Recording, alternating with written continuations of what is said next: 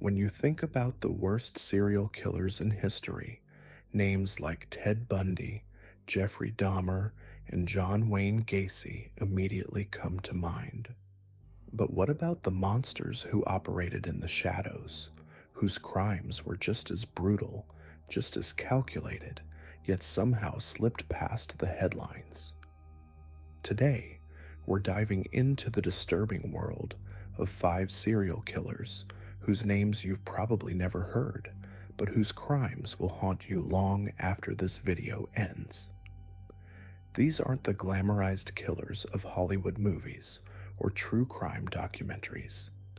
These are the predators who stalked their victims in abandoned buildings, hospital corridors, and forgotten corners of our cities. They're the ones who turned mercy into murder, who used positions of trust to destroy lives, and who proved that evil doesn't always announce itself with fanfare. Sometimes it whispers. We're talking about Darren Dion Van, who turned the decaying city of Gary, Indiana, into his personal hunting ground. Charlie Chopoff, whose very name sounds like an urban legend, but whose crimes against children were horrifyingly real. Donald Harvey, the so-called angel of death, who claimed to kill out of mercy while methodically poisoning dozens of patients.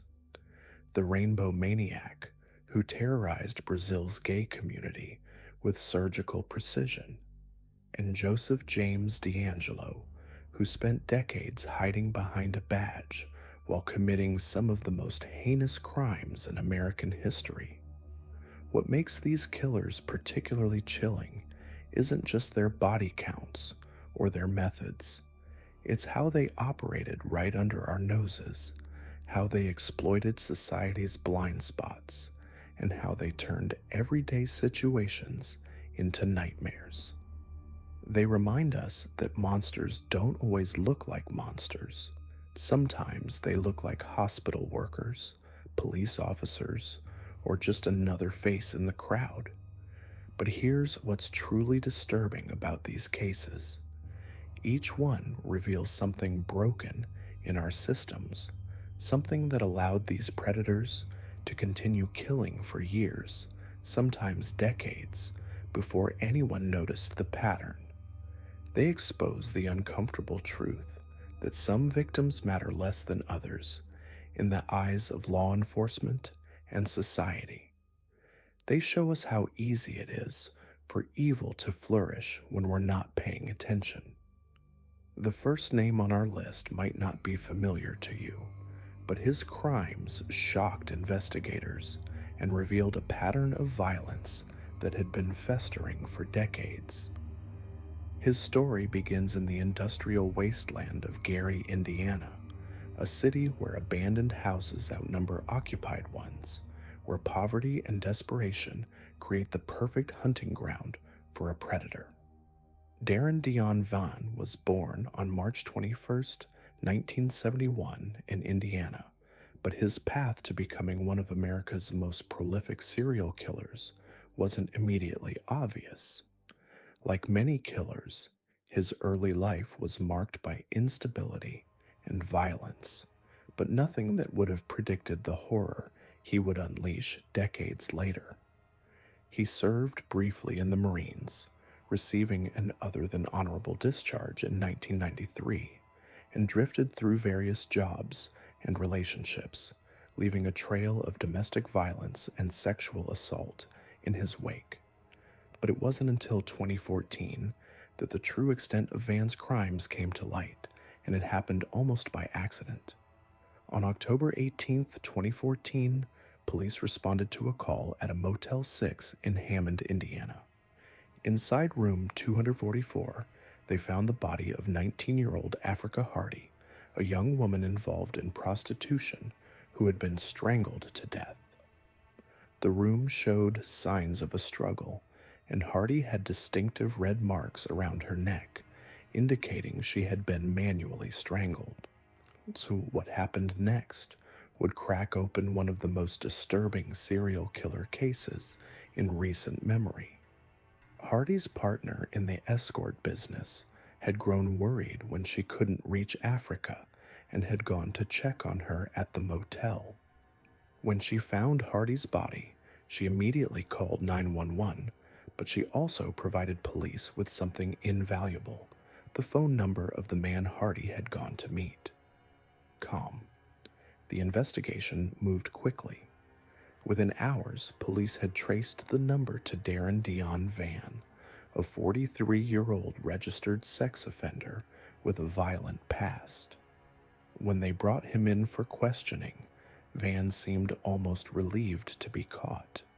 In fact, he told investigators he was surprised by how quickly they had found him, but nothing could have prepared them for what came next.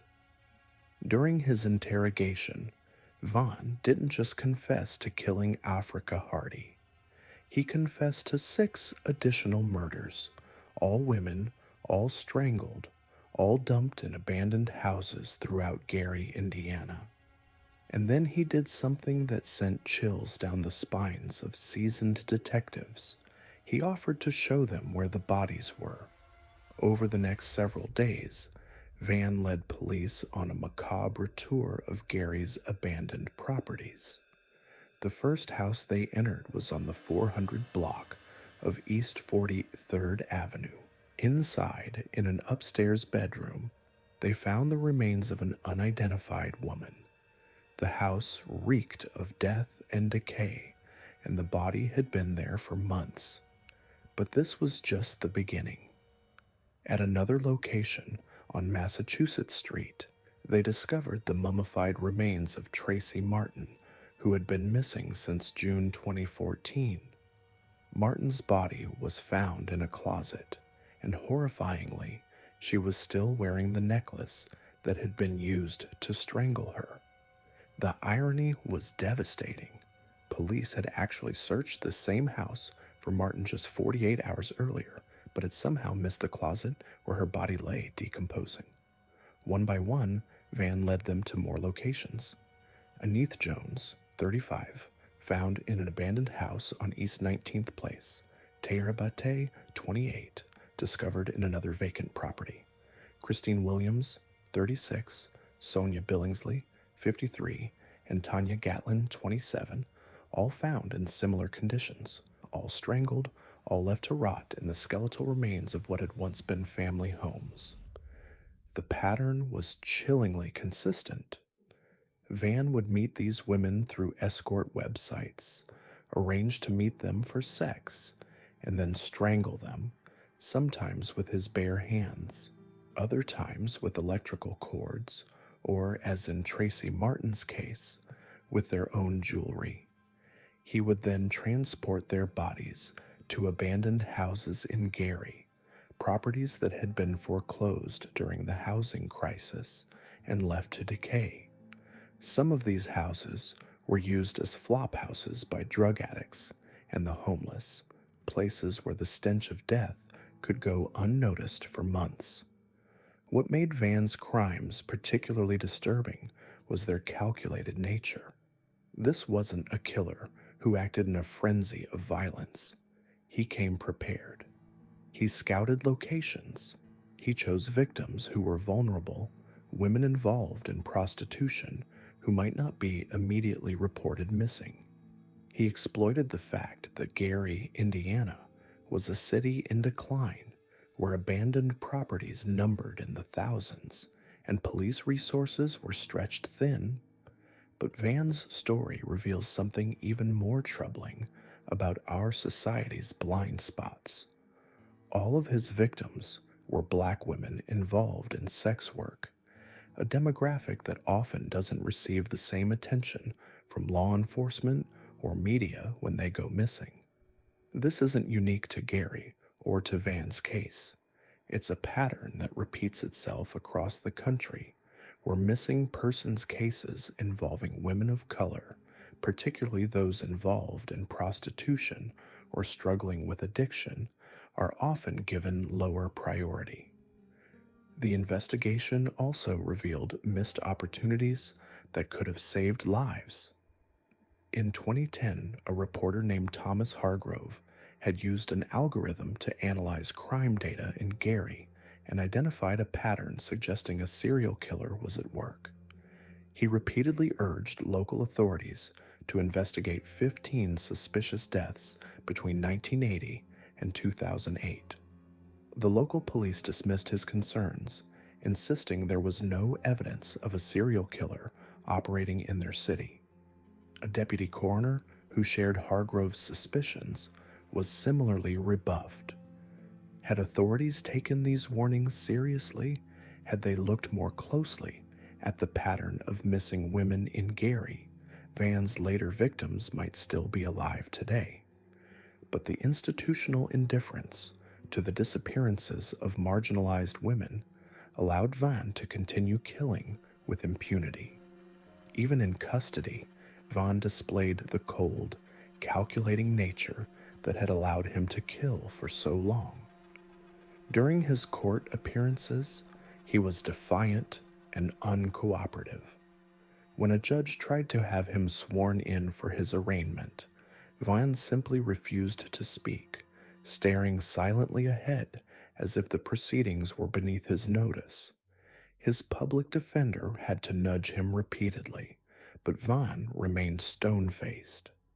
The frustrated judge threatened him with contempt, telling him he would remain in jail for the rest of his life until he participated in the hearing. Later, Van's contempt for authority manifested in even more disturbing ways. In 2016, he was charged with battery by bodily waste for allegedly throwing a carton of urine and feces at a Lake County correctional officer. Even behind bars, he continued to demonstrate the same disregard for human dignity that had characterized his crimes. Van ultimately pleaded guilty to 7 murders and was sentenced to life in prison without the possibility of parole. But questions remain about the true extent of his crimes. During his confession, he hinted that his killing spree might have dated back to the 1990s, potentially making him one of the most prolific serial killers in American history. Investigators believe there may be additional victims who have never been identified or connected to his crimes. The case of Darren Dion Van forces us to confront uncomfortable truths about how our society values different lives. His victims were dismissed, overlooked, and forgotten long before they encountered him. They were women struggling with poverty, addiction, and limited options, women who turned to sex work, not out of choice, but out of necessity. When they disappeared, few people noticed. When their bodies were found, even fewer people cared. But each of these women had a story, a life, dreams that were cut short by a predator who saw them as nothing more than objects to be used and discarded. Africa Hardy was just 19 years old when she died, barely an adult, with her whole life ahead of her. Tracy Martin had been missing for months before her mummified remains were discovered. Her family left to wonder what had happened to her. These weren't just statistics or case numbers. They were human beings whose lives mattered, whose deaths should have been prevented. The abandoned houses of Gary, Indiana, became Van's personal morgue, a testament to both his cruelty and society's indifference. In a city where thousands of properties stand empty, where urban decay has created a landscape that looks almost post-apocalyptic, a serial killer found the perfect place to hide his crimes. Now, the second predator on our list operated in a world where shadows hide the most sinister secrets. Between 1972 and 1973, the streets of Manhattan became a hunting ground for someone so twisted that even seasoned detectives struggled to comprehend his crimes. This wasn't just murder. This was something far more disturbing, something that would earn him the chilling nickname Charlie Chopoff. The name sounds like an urban legend, something whispered in dark corners to frighten children. But Charlie Chopoff was horrifyingly real. His victims were young boys, specifically targeting black and Puerto Rican children in Harlem and the surrounding areas.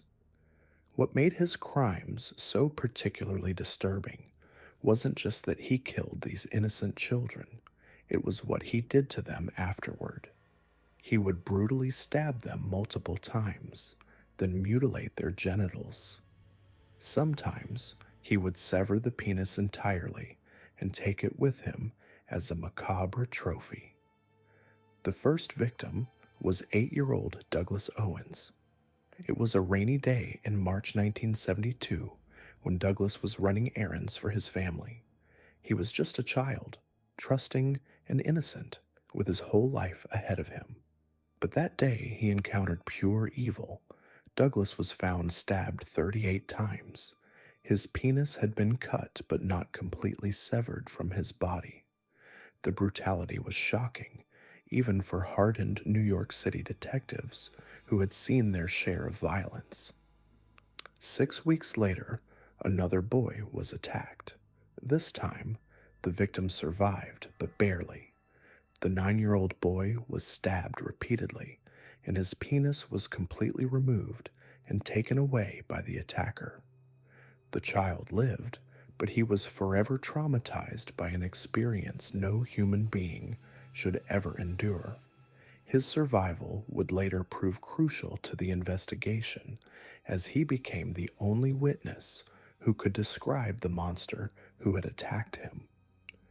But Charlie Chopoff wasn't finished. On October 23rd, 9-year-old Wendell Hubbard became the next victim. Like Douglas before him, Wendell was found stabbed 17 times.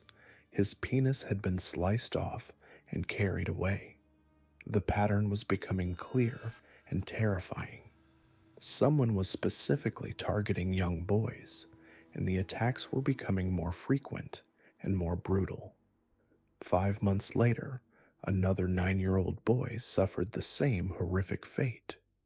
He was found stabbed 38 times in the cellar of a building in East Harlem.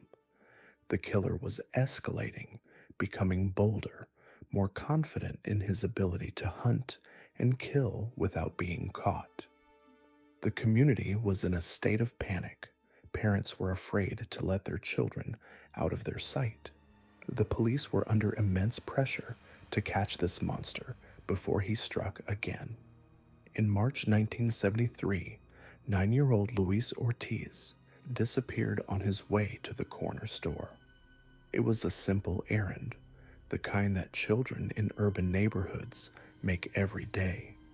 But Luis never made it to the store. His body was discovered in the basement of a nearby apartment building.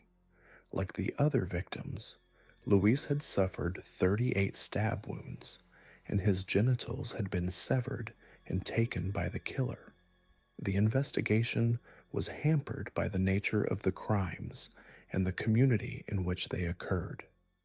The victims were all from poor families, many of them single-parent households where parents worked multiple jobs just to survive. These weren't the kind of cases that received massive media attention or unlimited police resources. The one surviving victim described his attacker as Spanish or Italian, possibly walking with a limp. It was a vague description that could have fit thousands of men in New York City. Then, in August 1973, 8-year-old Steve Cropper was killed. But this murder was different. Instead of being stabbed, Steve had been attacked with a razor. His penis remained intact. Some investigators questioned whether this murder should even be attributed to Charlie Chopoff, given the different method and the fact that there was no genital mutilation. The case took a dramatic turn on May 15, 1974, when a Puerto Rican boy was nearly abducted. The attempted kidnapping failed, and the perpetrator was arrested while babbling religious slogans. His name was Ernesto Soto, and he quickly became the prime suspect in the Charlie Chopoff murders. Soto was 33 years old and had been an intermittent patient at Manhattan State Hospital since 1968. He was described as an unemployed former drug addict with a history of mental illness. During interrogation, Soto confessed to the 1973 murder of Stephen Cropper. However, the surviving victim of Charlie Chopoff stated that while Soto resembled his attacker, he could not positively identify him. The evidence against Soto was largely circumstantial. Hospital records showed that he was supposed to be in their custody during some of the murders, but officials later confirmed that he had escaped confinement on multiple occasions. The timing was suspicious. Patients like Soto often slip through the cracks of an overburdened mental health system. What made the case even more complicated was the issue of false confessions. High-profile cases often attract people who confess to crimes they didn't commit. Sometimes it's for attention, sometimes it's because they're genuinely delusional and believe they committed the crimes. Soto's severe mental illness made it difficult to determine whether his confession was genuine or the product of a disturbed mind. The investigation revealed systemic failures that allowed predators to operate with impunity. The victims were from marginalized communities, children whose disappearances didn't generate the same level of urgency as cases involving wealthy white families. The police had limited resources and were dealing with rising crime rates across the city. Mental health institutions were overcrowded and understaffed, allowing dangerous patients to escape without proper supervision. Despite the lack of concrete evidence linking Soto to all the murders, investigators believed he was the likely perpetrator. The strongest evidence was that the murders stopped after his arrest. While this wasn't definitive proof, it provided circumstantial support for his involvement. Due to his mental instability, Soto was deemed unfit for trial and was committed to a forensic psychiatric hospital. The Charlie Chopoff case remains officially unsolved. While Soto confessed to one murder and was the prime suspect in the others, there was never enough evidence to conclusively prove his guilt in all the cases. The surviving victim's inability to positively identify Soto left room for doubt. Some investigators wondered if there might have been multiple perpetrators, or if the real Charlie Chopoff was never caught.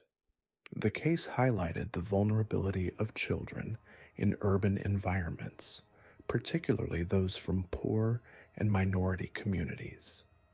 It exposed the failures of the mental health system and the challenges of investigating crimes in neighborhoods where witnesses were reluctant to come forward. The murders terrorized a community and left families forever changed by unimaginable loss. The story of Charlie Chopoff serves as a grim reminder of how predators can exploit society's most vulnerable members. These weren't random acts of violence. They were calculated attacks on children who had no way to defend themselves. The killer chose his victims carefully, targeting boys from communities where their disappearances might not receive immediate attention. Even today, the case continues to haunt those who worked on it. The brutality of the crimes, the youth of the victims, and the fact that justice was never definitively served make it one of the most disturbing unsolved cases in New York City history. Whether Ernesto Soto was truly Charlie Chopoff, or whether the real killer escaped justice, we may never know. The darkness that engulfed Donald Harvey's victims wasn't born in a moment of rage or desperation. It was cultivated over decades, nurtured by a twisted sense of mercy that masked something far more sinister. Known as the Angel of Death, Harvey claimed the lives of at least 37 people, though he boasted of killing 87. His hunting ground wasn't the streets or abandoned buildings. It was the sterile halls of hospitals, where the vulnerable came seeking healing and instead found death at the hands of someone sworn to care for them. Donald Harvey was born on April 15th, 1952, near Cincinnati, Ohio, into a world that seemed determined to break him from the start. His family was poor, scraping by in the mountains of eastern Kentucky, where silence covered sins and children learned early that the world was not a safe place. Harvey's childhood was a catalog of horrors that would later inform his methods of killing. He was sexually abused by his uncle Wayne, violations that included forced oral sex and masturbation. A neighbor named Dan Thomas also paid to abuse the young boy, turning Harvey's body into a commodity before he was old enough to understand what was happening to him. At school, Harvey was described as a teacher's pet who earned good grades, but his academic success couldn't mask the damage being done at home. He was quiet, antisocial, and preferred the company of adults to children his own age. This wasn't the behavior of a shy child. It was the calculated survival strategy of someone who had learned that adults held all the power, and the only way to navigate the world was to make them see him as useful, harmless, and forgettable. By 1968, Harvey had grown bored with high school and dropped out. He briefly worked at a factory but was laid off, another rejection in a life already filled with abandonment. After obtaining his GED, his mother called him back to his hometown to care for his ailing grandfather. It was there, surrounded by sickness and death, that Harvey discovered his calling. At 18, he began working as an orderly at Marymount Hospital in London, Kentucky. The job gave him access to the most vulnerable members of society, the sick, the dying, and the forgotten. Harvey's first murder was almost anticlimactic in its simplicity. In May 1970, he walked into the room of 88-year-old Logan Evans, a stroke victim who had smeared feces on him. Harvey later claimed he was disgusted and angered by the incident, but what he did next revealed the true nature of his character. He grabbed a pillow and pressed it over the old man's face, holding it there until Evans stopped breathing. There was no struggle, no dramatic confrontation, just the quiet suffocation of an old man who couldn't defend himself. That first kill should have horrified Harvey. Instead, it empowered him. Over the 10 months he worked at Marymount, he murdered at least a dozen patients, each death as methodical and calculated as the first. Harvey didn't kill in fits of rage or moments of panic. He killed because he enjoyed the control, the power to decide who lived and who died. He told himself he was ending their suffering, but the truth was far darker. He was ending his own suffering by transferring it to others. Harvey's methods were as diverse as they were deadly. He didn't rely on a single weapon or technique, instead adapting his approach based on what was available and what would be least likely to arouse suspicion. Cyanide and arsenic became his preferred poisons, administered through food, fruit juices, or direct injection.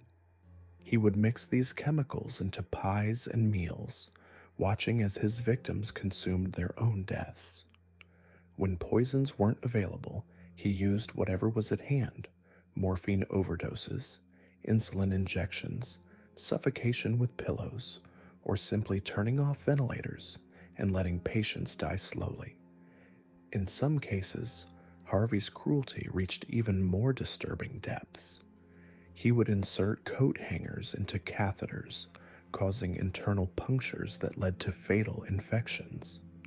He deliberately infected patients with hepatitis B and HIV, watching as their bodies succumbed to diseases he had introduced.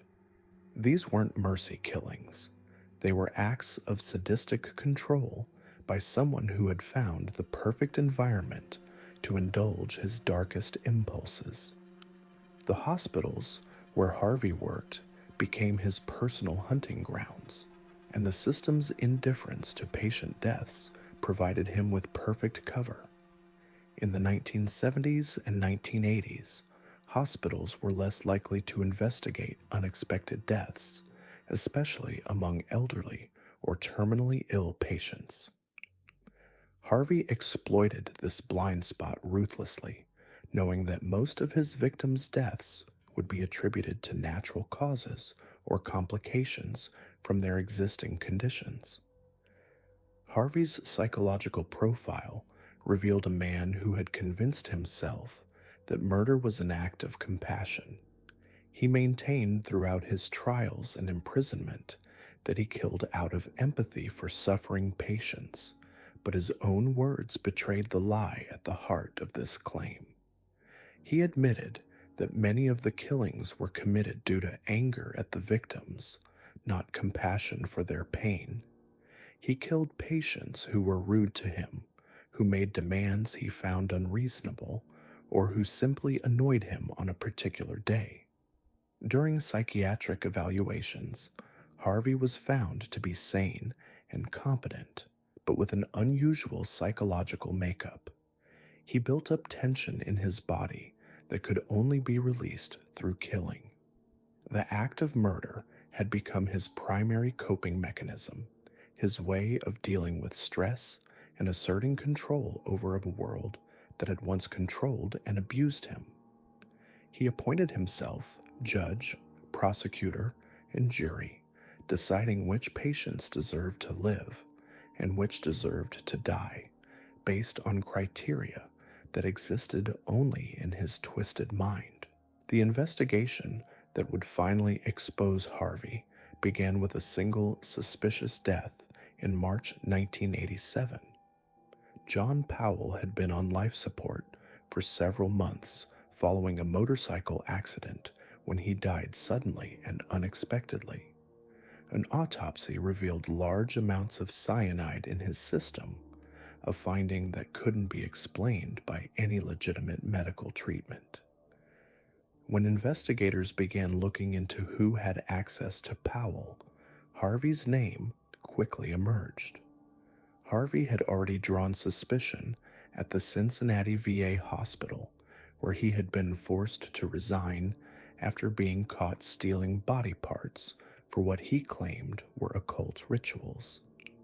This bizarre behavior, combined with his access to Powell and other suspicious deaths, made him the prime suspect in what investigators were beginning to realize was a massive serial killing spree. When confronted with the evidence, Harvey didn't maintain his innocence or attempt to flee. Instead, he did something that stunned investigators. He confessed, not just to Powell's murder, but to dozens of others spanning nearly 2 decades. He sat calmly in the interrogation room and methodically detailed his crimes, describing the methods he used, the victims he targeted, and the satisfaction he derived from ending their lives. Harvey's confessions revealed the true scope of his crimes and the calculating nature of his methods. He had kept mental records of his victims, remembering details about their deaths that only the killer could know. He described the weight of bodies, the sounds they made as they died, and the procedures he used to avoid detection. There was no remorse in his voice, no recognition of the horror he had inflicted. He spoke about murder the way most people discuss their daily routines. The most chilling aspect of Harvey's confessions was his complete lack of empathy for his victims or their families. When a list of his victims' names was displayed during his trial, he reportedly chuckled. He showed no understanding of the pain he had caused or the lives he had destroyed. To Harvey, his victims weren't human beings with hopes, fears, and families who loved them. They were objects, problems to be solved, sources of stress to be eliminated. Harvey's trial became a media sensation, but not for the reasons most serial killer cases attract attention. There were no dramatic courtroom outbursts, no attempts to claim insanity, and no tearful apologies to victims' families. Harvey sat quietly through the proceedings, occasionally smiling or whispering to himself, but showing no emotion as the full extent of his crimes was revealed. When given the opportunity to speak, Harvey's words revealed the depth of his delusion and the completeness of his moral bankruptcy. He maintained that he felt what he was doing was right, that he was putting people out of their misery. He hoped that if he were ever sick and full of tubes or on a respirator, someone would come and end his suffering in the same way. He couldn't or wouldn't recognize the fundamental difference between choosing to end one's own suffering and murdering helpless patients who had never asked to die. Harvey was initially sentenced to death, but that sentence was later commuted to life without parole. He spent the remainder of his life in prison, where he continued to maintain his belief that his killings had been acts of mercy.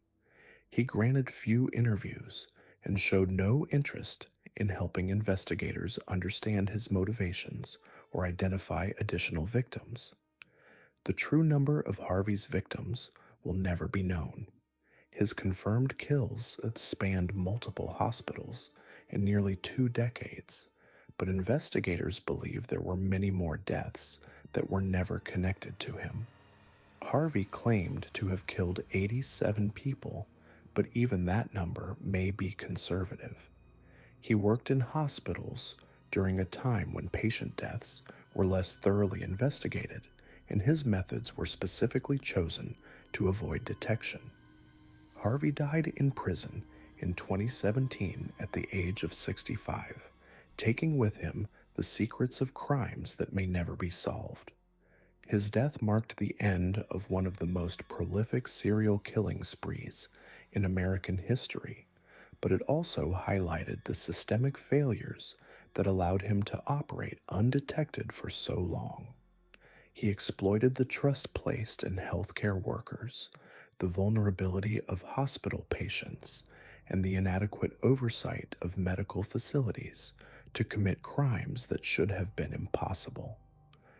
The case of Donald Harvey serves as a reminder that evil doesn't always announce itself with dramatic gestures or obvious warning signs. Sometimes it wears scrubs and a smile, offering comfort to the dying while slowly poisoning their final moments. Harvey proved that the people we trust most with our lives can sometimes be the ones most determined to end them, and that the institutions designed to heal can become hunting grounds for those who have chosen to harm. His story challenges our assumptions about healthcare, trust, and the nature of evil itself. Harvey wasn't a monster lurking in shadows or stalking victims through dark alleys. He was a healthcare worker who showed up for his shifts, followed hospital protocols, and blended seamlessly into the medical establishment while systematically murdering the people he was supposed to protect. We've examined 3 killers who operated in the shadows, exploiting society's blind spots and institutional failures. But our next case reveals something even more disturbing. What happens when the monster isn't hiding in abandoned buildings or hospital corridors, but instead operates in plain sight, embedded within our communities for decades while maintaining the perfect facade of normalcy. The Rainbow Maniac terrorized Brazil's LGBT community between 2007 and 2009, turning what should have been safe spaces into hunting grounds. Unlike our previous cases, this killer didn't target society's most marginalized populations out of convenience. Instead, he specifically chose his victims based on their sexual orientation, turning prejudice into a weapon of terror. Brazil in the late 2000s was a nation in transition, while cities like Sao Paulo and Rio de Janeiro were becoming more accepting of LGBT individuals. Deep-seated homophobia still ran through much of Brazilian society. Gay bars, clubs, and gathering places existed, but they remained islands of relative safety in a sea of potential hostility. It was precisely this vulnerability that the Rainbow Maniac would exploit. The killer earned his nickname not from any flamboyant display, but from police recognition that he was systematically targeting members of the rainbow community. Between July 2007 and March 2009, 13 people were shot dead in and around Carapicuíba, a municipality in the metropolitan region of Sao Paulo. The victims were all connected to the local LGBT scene, frequenting the same bars and clubs where they thought they could be themselves without fear. The Rainbow Maniac's method was brutally efficient. He used firearms, typically approaching his victims as they left gay establishments or walked through areas known to be LGBT-friendly. There was no elaborate ritual, no staging of bodies, no trophies taken. But this was execution-style killing, cold and methodical. The killer would strike quickly, often under cover of darkness, then disappear back into the urban landscape of Sao Paulo's sprawling suburbs. What made these murders particularly terrifying was their randomness within the targeted community. The victims ranged in age from their 20s to their 50s. Some were well-known figures in the local gay scene. Others were newcomers just beginning to explore their identity. Some were killed alone, others in pairs or small groups. The only common thread was their presence in LGBT spaces and their vulnerability as members of a marginalized community. The investigation faced significant challenges from the beginning. In Brazil, crimes against LGBT individuals often received less attention from law enforcement, a reflection of broader societal prejudices. Initial police responses suggested these might be crimes of passion, random robberies gone wrong, or disputes within the gay community itself. This dismissive attitude allowed the killer to operate with impunity for months, building confidence with each successful attack.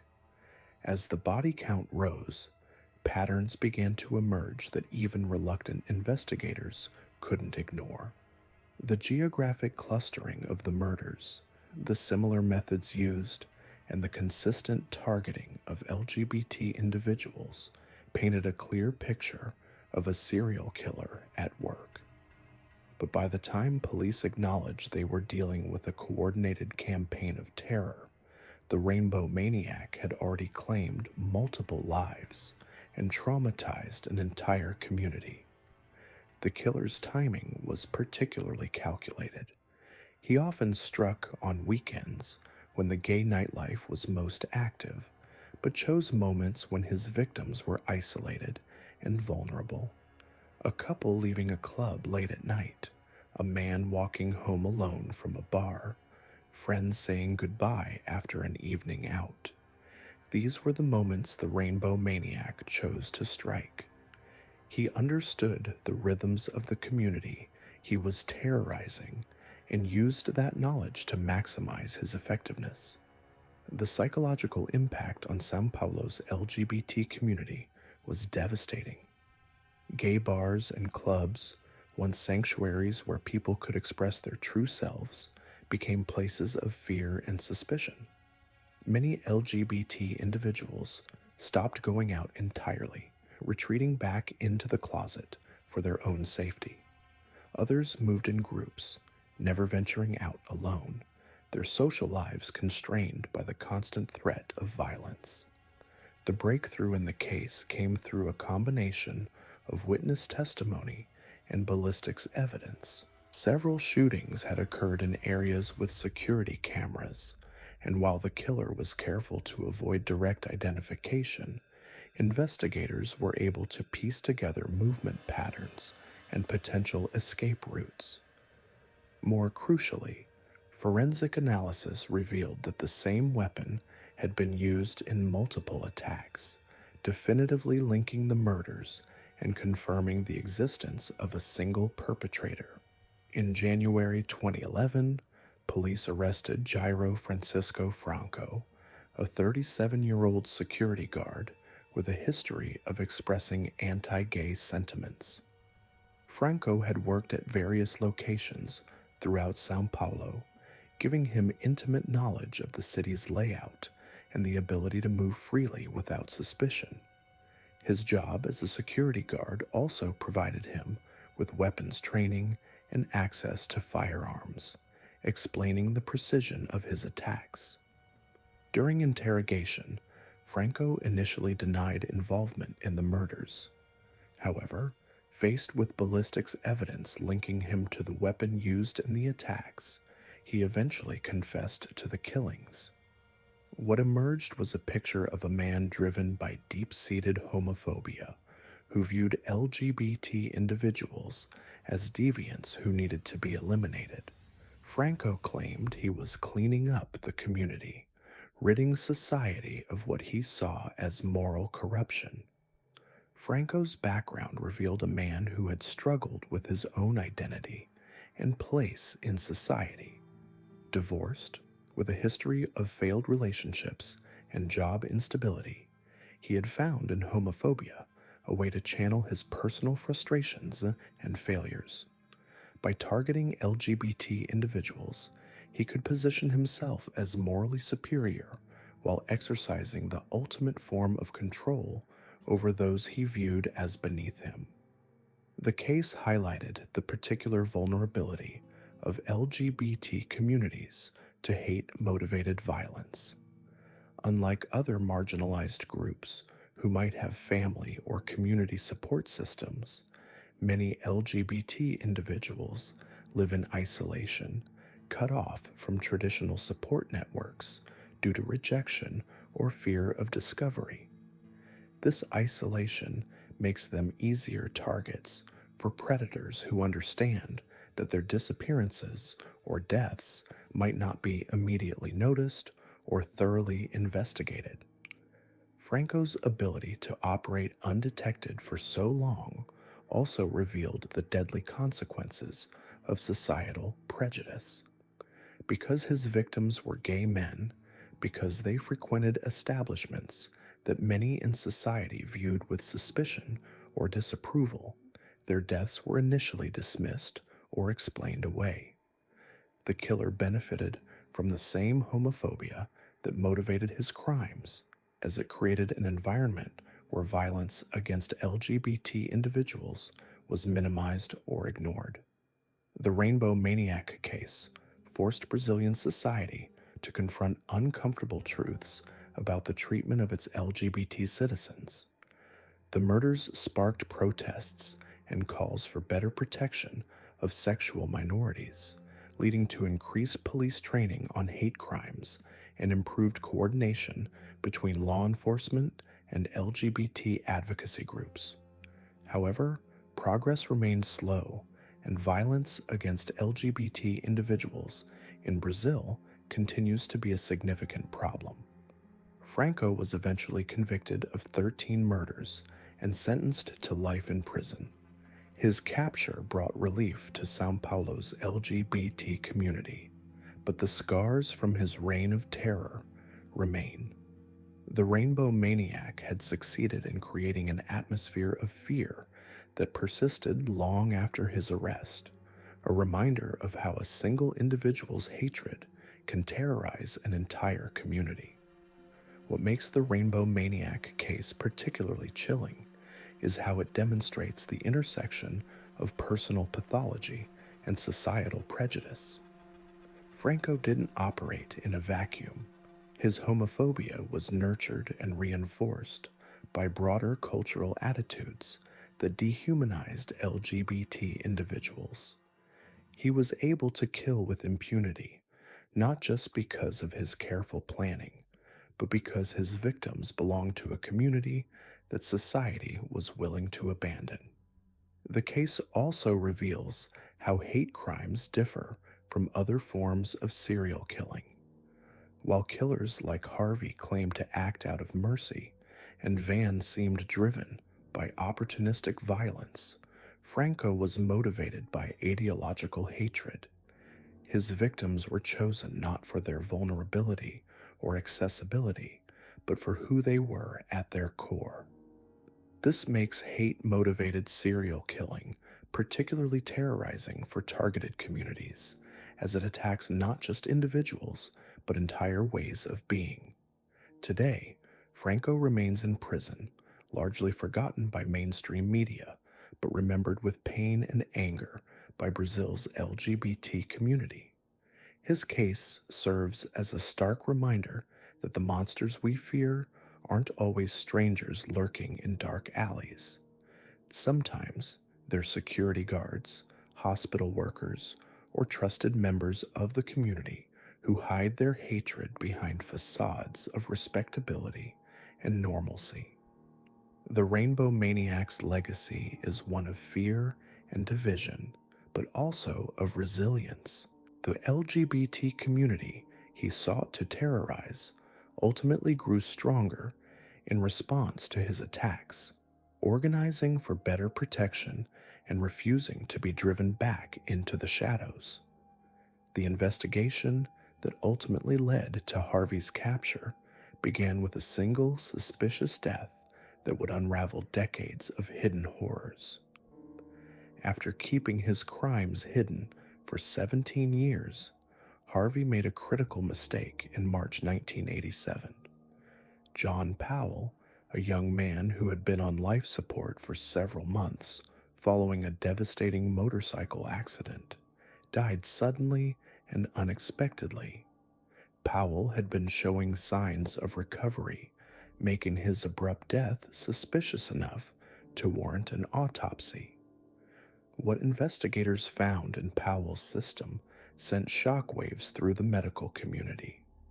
Large amounts of cyanide were detected in his blood, far more than any accidental exposure could explain. This wasn't a medical error or equipment failure. Someone had deliberately poisoned John Powell, and the list of people with access to him was disturbingly short. Harvey became a person of interest when investigators learned he had been forced to resign from the Cincinnati VA hospital after he was caught stealing body parts for what he claimed were occult rituals.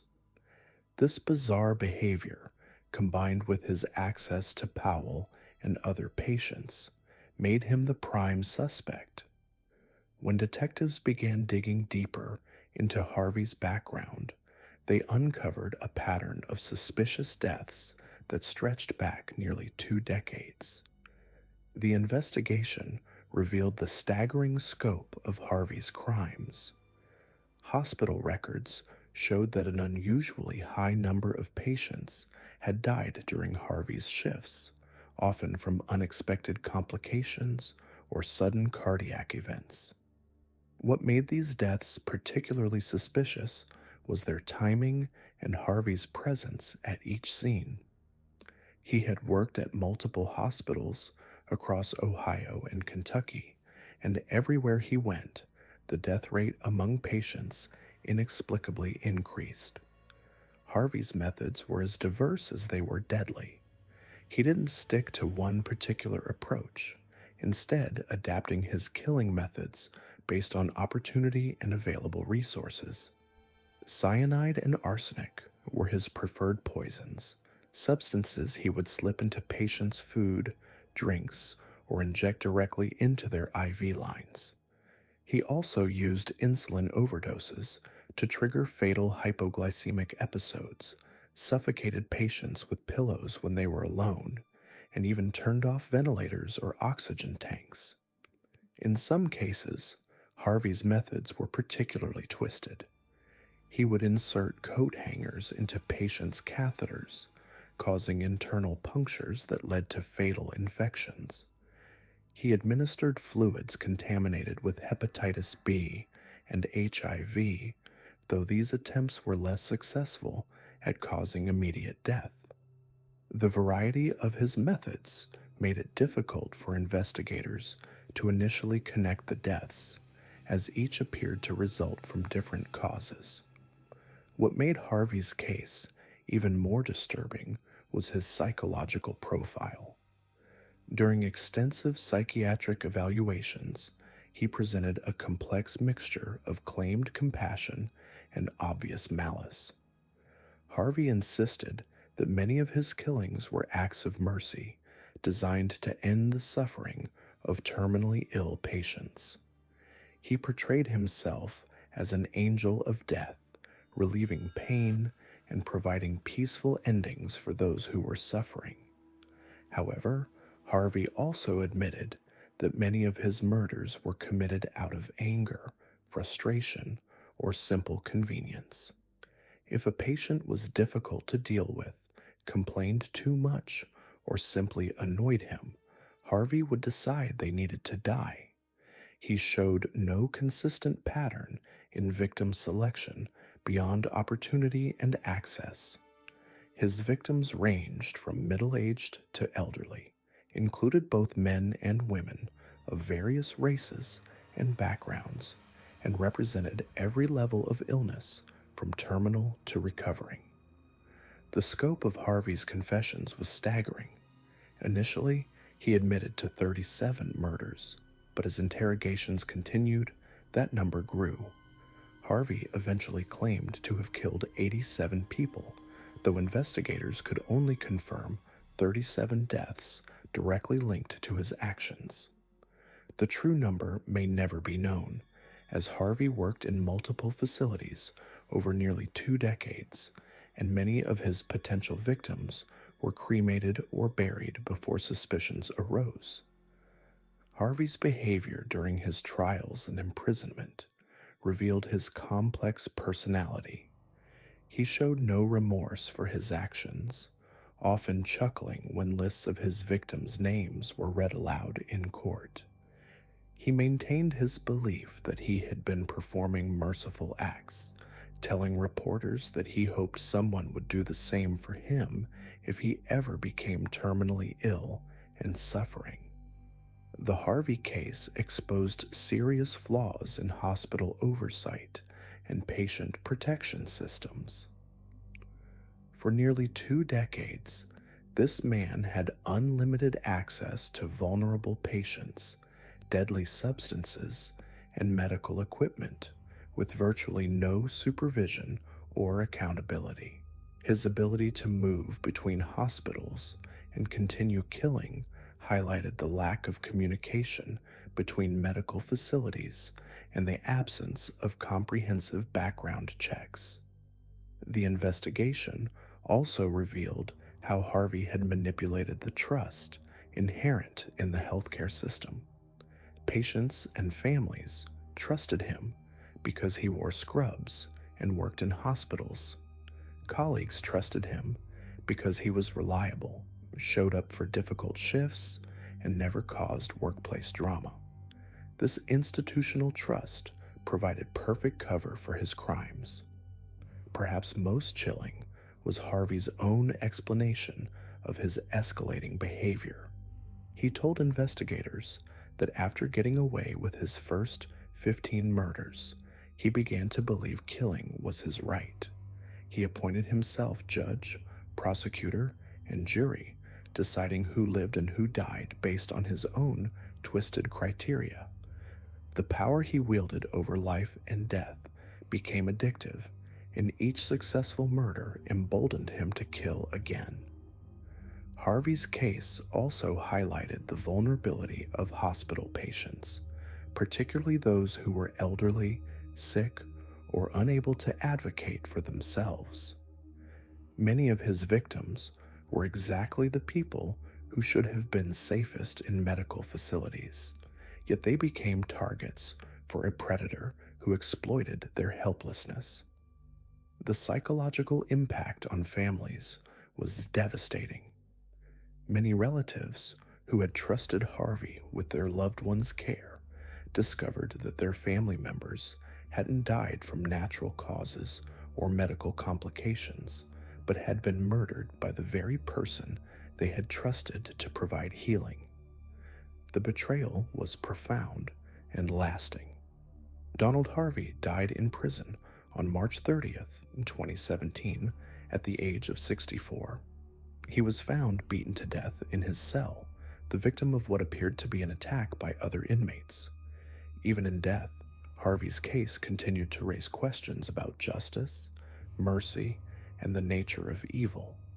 His story serves as a stark reminder that monsters don't always lurk in dark alleys or abandoned buildings. Sometimes they work in places of healing, wearing uniforms of trust, with access to the most vulnerable members of society. The Harvey case fundamentally changed how hospitals approach employee screening, patient monitoring, and death investigations. New protocols were implemented to track unusual patterns in patient deaths, conduct more thorough background checks on healthcare workers, and provide better oversight of controlled substances.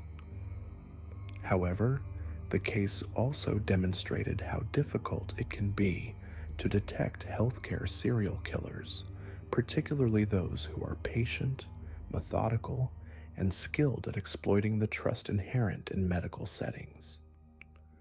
Harvey's crimes represent one of the most extensive healthcare murder cases in American history, a 17-year reign of terror that went undetected because it occurred in places where death was expected and where one man's word was trusted above all suspicion. The real horror of Donald Harvey's story isn't just the staggering number of people he killed. It's how perfectly he manipulated the one place where we're supposed to feel safest, the hospital. For nearly 2 decades, Harvey walked the halls of medical facilities across Kentucky and Ohio, wearing scrubs and a smile. Patients trusted him. Families thanked him for his care. Doctors relied on him. And all the while, he was methodically poisoning, suffocating, and murdering the very people he was supposed to protect. Harvey claimed to have killed 87 people, though only 37 deaths were officially confirmed.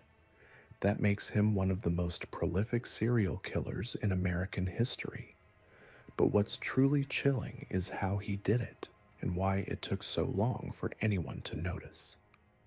Donald Eugene Harvey was born on April 15, 1952, in rural Ohio. His childhood reads like a textbook case of how monsters are made. Born into crushing poverty in the mountains of eastern Kentucky, Harvey's early years were marked by abuse that would haunt him forever. His uncle Wayne sexually abused him repeatedly when he visited his grandmother's house. A neighbor named Dan Thomas also paid to abuse the young boy. The trauma was compounded by domestic violence at home and a father who died in a car crash when Harvey was just 6 years old.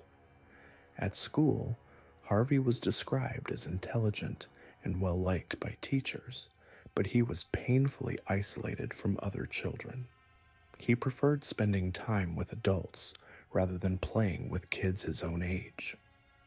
The smart, quiet boy who got good grades was also deeply antisocial, retreating further into himself as the abuse continued. By high school, Harvey had grown bored with education and dropped out. He briefly worked at a factory, but was laid off. After obtaining his GED, his mother called him back to care for his ailing grandfather. It was during this time that Harvey first discovered his fascination with death and his power over it. In 1970, at just 18 years old, Harvey got his first job as a hospital orderly at Marymount Hospital in London, Kentucky. This was where he would claim his first victims, though no one suspected anything at the time.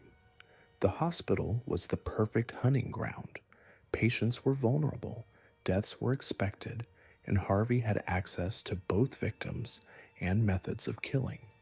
His first murder was 88-year-old Logan Evans, a stroke victim who was incontinent and difficult to care for. According to Harvey's later confession, Evans had smeared feces on him during care. In a fit of rage and disgust, Harvey smothered the elderly man with a pillow. The death was attributed to natural causes. No one questioned it. No one investigated. Harvey had gotten away with murder, and he liked how it felt. During his 10 months at Marymount Hospital, Harvey later confessed to killing at least a dozen patients. But the beauty of his method was its invisibility. These were sick, elderly people in a hospital. Death was expected. Families grieved, but they didn't suspect murder. The perfect crime, over and over again. After leaving Marymount, Harvey's life took several turns, but he always found his way back to healthcare settings. He served briefly in the military, but received an other than honorable discharge. He moved between jobs and locations, but the constant thread was his proximity to vulnerable people and his growing confidence in his ability to kill without consequence. The methods Harvey used were as varied as they were horrifying. He didn't stick to one signature killing style like many serial killers. Instead, he was opportunistic and creative in his brutality. His weapons of choice included cyanide, arsenic, rat poison, insulin, morphine, and petroleum distillates. He would mix these poisons into food, fruit juices, and even pies that he would offer to patients. Sometimes he would inject the poisons directly. Other times, he would suffocate victims with pillows or simply let their oxygen tanks run empty. In some cases, Harvey would turn off ventilators, causing patients to slowly suffocate in their sleep. He once inserted a coat hanger into a patient's catheter, causing internal injuries that led to a fatal infection. He even administered fluids tainted with hepatitis B to some victims, though this typically caused illness rather than immediate death. What made Harvey particularly dangerous was his medical knowledge and access. He understood how these substances would affect the human body. He knew which poisons would be difficult to detect in autopsies.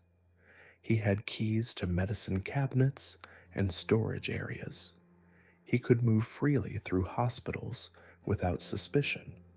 And perhaps most importantly, he understood that in a medical setting, death was often viewed as inevitable rather than suspicious. Harvey's psychological profile revealed a complex and disturbing mindset.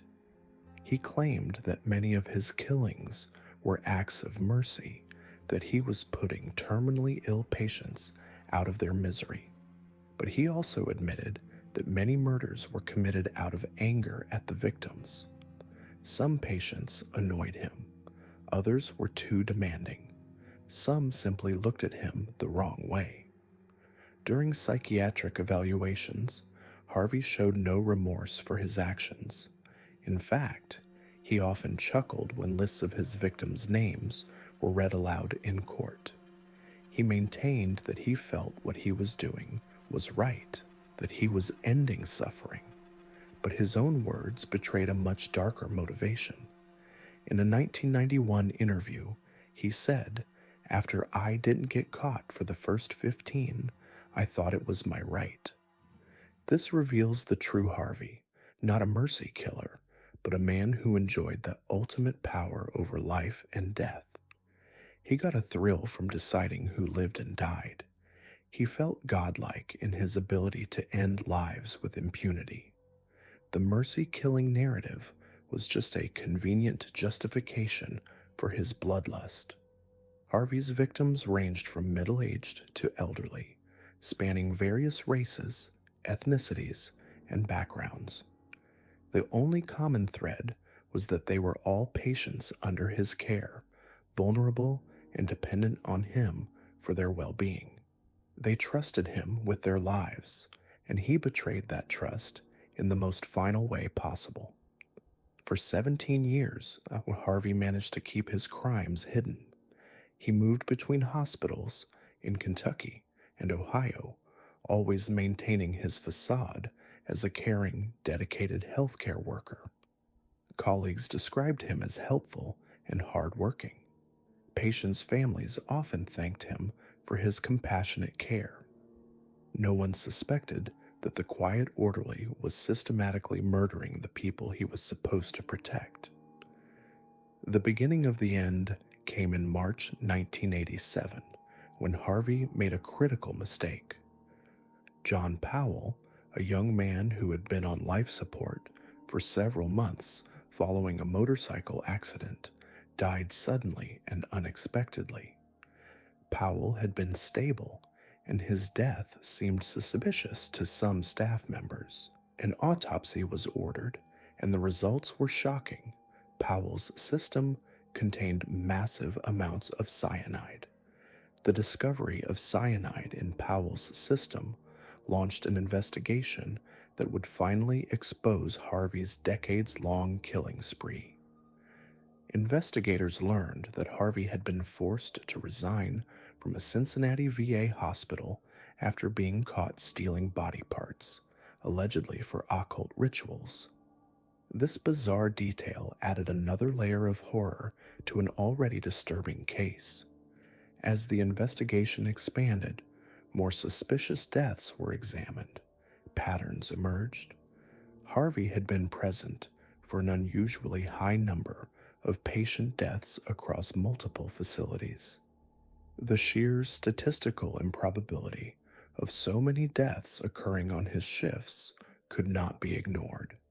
When confronted with the evidence, Harvey didn't deny his crimes. Instead, he confessed, and the scope of his killing spree became clear. He provided detailed accounts of dozens of murders, describing his methods with clinical precision. He showed investigators where he had hidden poisons, how he had accessed restricted areas, and which patients he had targeted. The case sent shockwaves through the medical community. How had one man been able to kill so many people over such a long period without being detected?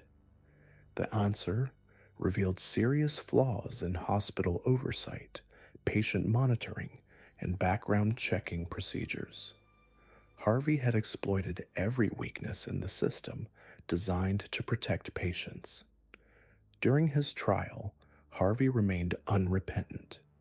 He maintained that many of his killings were acts of mercy, though he admitted that others were motivated by anger or simply his desire to kill.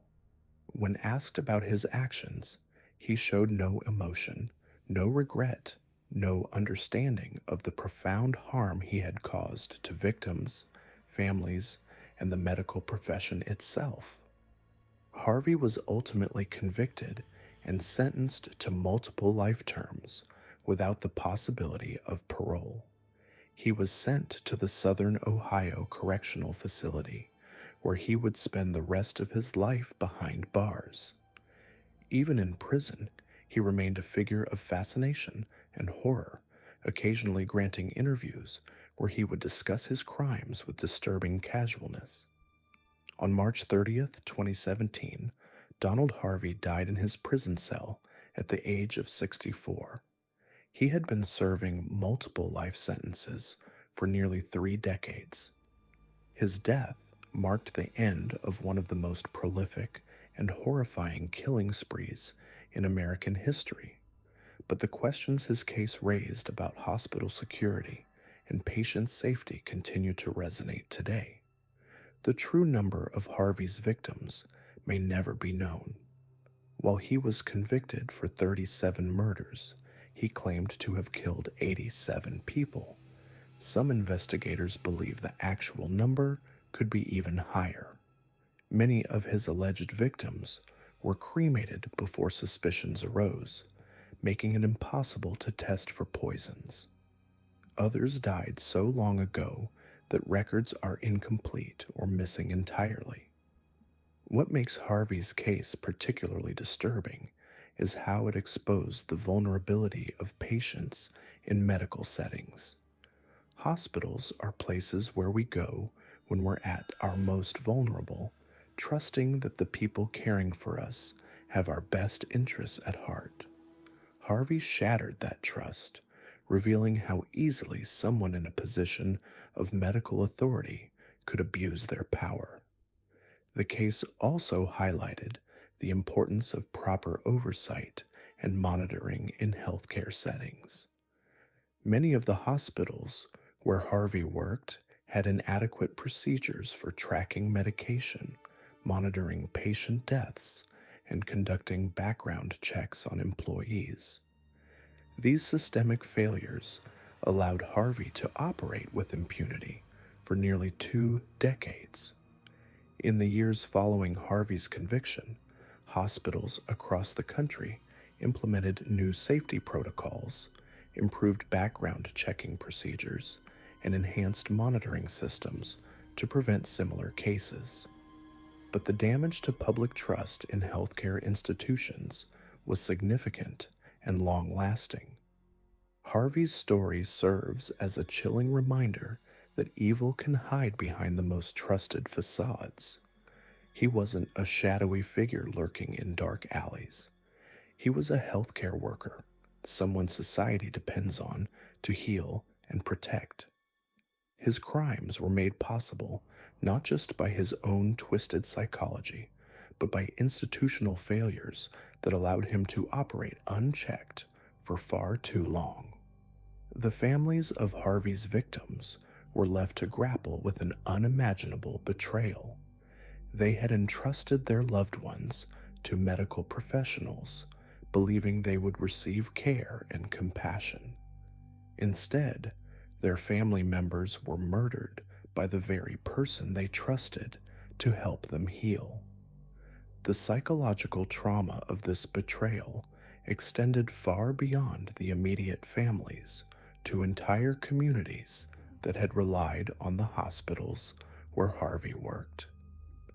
Donald Harvey represents one of the darkest chapters in American medical history.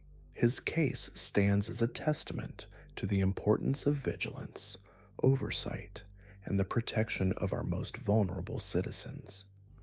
We've explored how institutional neglect and societal blind spots can enable predators to operate for decades, but perhaps the most chilling aspect of these cases is how these killers manipulated the very systems designed to protect us. Donald Harvey, known as the Angel of Death, represents one of the most disturbing examples of this manipulation. For nearly 2 decades, he turned hospitals into hunting grounds, using his position of trust to commit an estimated 87 murders while hiding behind the white coat of a healthcare worker.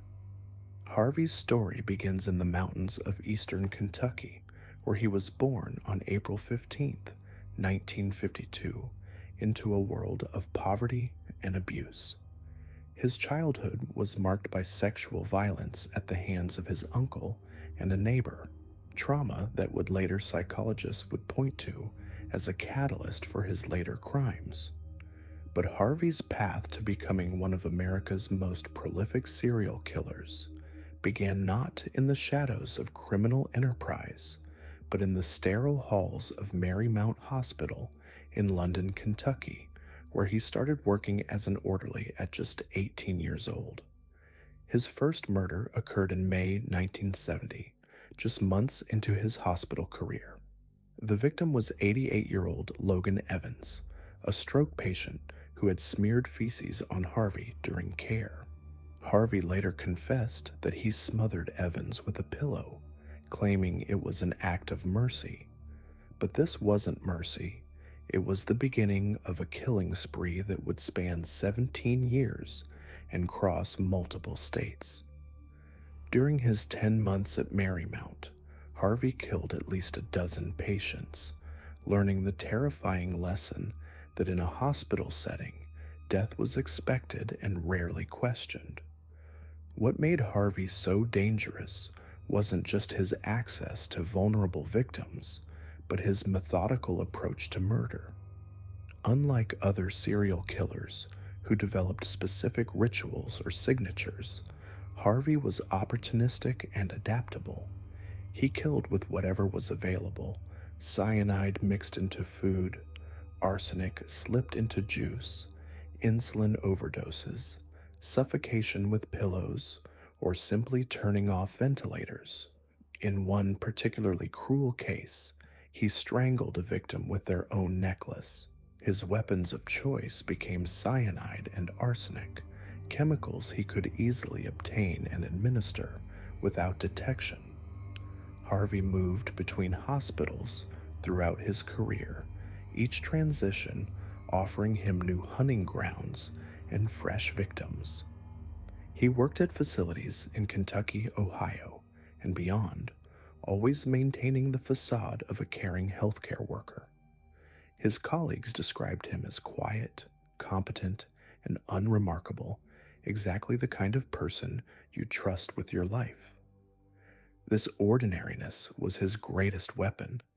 Hospital administrators, doctors, and nurses saw him as just another dedicated orderly, someone who worked the difficult shifts and dealt with the most challenging patients. The psychology behind Harvey's crimes reveals a disturbing mixture of claimed compassion and obvious malice. He insisted throughout his trials and imprisonment that he killed out of mercy, claiming he was ending the suffering of terminally ill patients. But this narrative falls apart when examined closely. Many of his victims weren't terminally ill, and Harvey himself admitted that some killings were motivated by anger or annoyance. When patients were difficult, demanding, or simply got on his nerves, they became targets. His victims ranged from middle-aged to elderly, spanning various races and backgrounds. The only common thread was their vulnerability and their status as cardiac patients under his care. What's most chilling about Harvey's confession is his complete lack of remorse and his casual attitude toward mass murder. During his trial, he reportedly chuckled when the names of his victims were read aloud. In a 1991 interview, he revealed the terrifying evolution of his mindset, saying, "After I didn't get caught for the first 15, I thought it was my right." This statement reveals how institutional negligence enabled his crimes. The lack of oversight, the failure to investigate suspicious deaths, and the blind trust placed in healthcare workers created an environment where Harvey could kill with impunity. The investigation that finally brought Harvey down began with a single suspicious death in March 1987. John Powell, a motorcycle accident victim who had been recovering on life support, died suddenly and unexpectedly. An autopsy revealed massive amounts of cyanide in his system, levels that could only have been administered deliberately. This discovery led investigators to Harvey, who had recently been forced to resign from the Cincinnati VA hospital after being caught stealing body parts for what he claimed were occult rituals.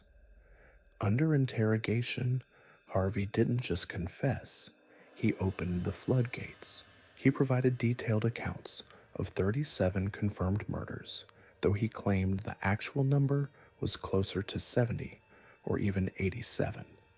He described his methods with clinical precision, explaining how he selected victims, what poisons he used, and how he avoided detection. His confessions revealed a systematic approach to murder that had gone undetected for nearly 2 decades. The Harvey case exposed critical flaws in hospital oversight and patient safety protocols. For 17 years, he had moved between institutions, accumulating suspicious deaths wherever he went, yet no system existed to track these patterns across facilities. Hospitals were more concerned with avoiding liability than investigating potential murders. The medical community's reluctance to believe that one of their own could be systematically killing patients created a protective bubble around Harvey that lasted nearly 2 decades. Perhaps most disturbing is Harvey's own assessment of his crimes. In a moment of terrifying honesty, he told investigators, "I felt what I was doing was right. I was putting people out of their misery." This statement reveals how Harvey had completely rewritten moral reality in his mind, transforming murder into mercy and positioning himself as a benevolent angel of death rather than a serial killer. The true scope of Harvey's crimes may never be known. Hospital records from his era were incomplete, and many deaths he may have caused were never investigated. Some estimates suggest he could have killed over 100 people, making him potentially one of the most prolific serial killers in American history. His case forced hospitals nationwide to implement new oversight procedures, background check systems, and protocols for investigating suspicious deaths. Harvey was ultimately sentenced to life in prison, where he continued to maintain his twisted belief that his murders were acts of mercy. He died in prison on March 30th, 2017, taking with him the full truth of his crimes. His case remains a stark reminder of how institutional trust can be weaponized by predators, and how the very systems designed to heal and protect can become tools of destruction in the wrong hands. The Angel of Death case forces us to confront uncomfortable questions about oversight, accountability, and the blind trust we place in institutions and authority figures. Harvey's crimes weren't possible because he was exceptionally clever or skilled. They were possible because systems failed, oversight was lacking, and warning signs were ignored. The true nightmare of Donald Harvey's crimes wasn't just the sheer number of victims. It was how easily he moved between hospitals, carrying death with him like a plague. After his first killing spree at Marymount Hospital in Kentucky, where he claimed to have murdered at least a dozen patients in just 10 months, Harvey simply moved on. The system didn't catch him. It barely noticed him. In 1971, Harvey took a position at the Cincinnati VA Medical Center. Here, surrounded by vulnerable veterans who had served their country, Harvey found a new hunting ground. These were men who had survived wars overseas, only to die at the hands of a hospital orderly who saw himself as their judge and executioner. Harvey worked the night shift, when supervision was minimal and death was more easily explained away. His methods became more sophisticated. He learned which poisons worked fastest, which ones were hardest to detect, and which patients were most likely to die without raising suspicion. Elderly patients on life support were perfect targets. A turned-off ventilator could be explained as equipment failure. An injection of cyanide into an IV bag looked like natural causes. Harvey was learning that the medical system itself could be weaponized. but Harvey's appetite for killing was growing.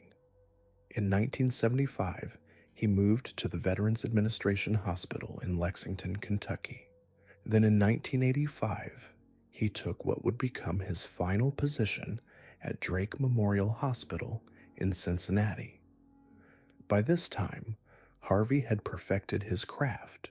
He knew exactly how much cyanide to mix into a patient's food to ensure death within hours. He understood which patients' deaths would be questioned and which would be accepted without investigation. The psychological profile that emerged from Harvey's later confessions revealed a man who had completely divorced himself from normal human empathy.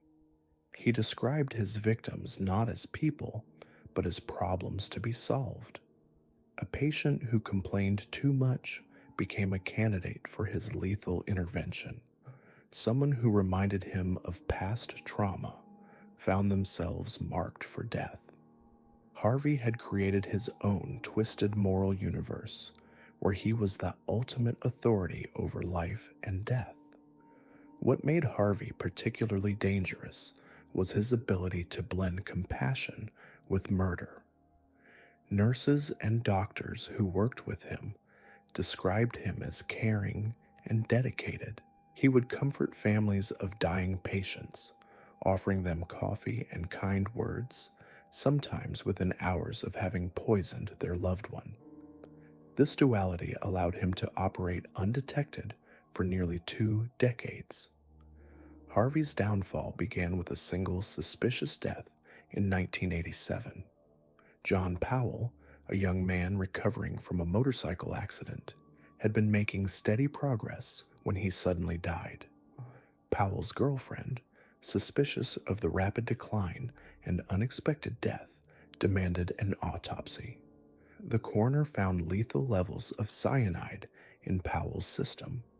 This discovery launched an investigation that would finally expose Harvey's decades-long killing spree. When confronted with the evidence, Harvey didn't deny his crimes. Instead, he seemed almost relieved to finally tell his story. During interrogations, he methodically listed his victims, describing their deaths with clinical detachment.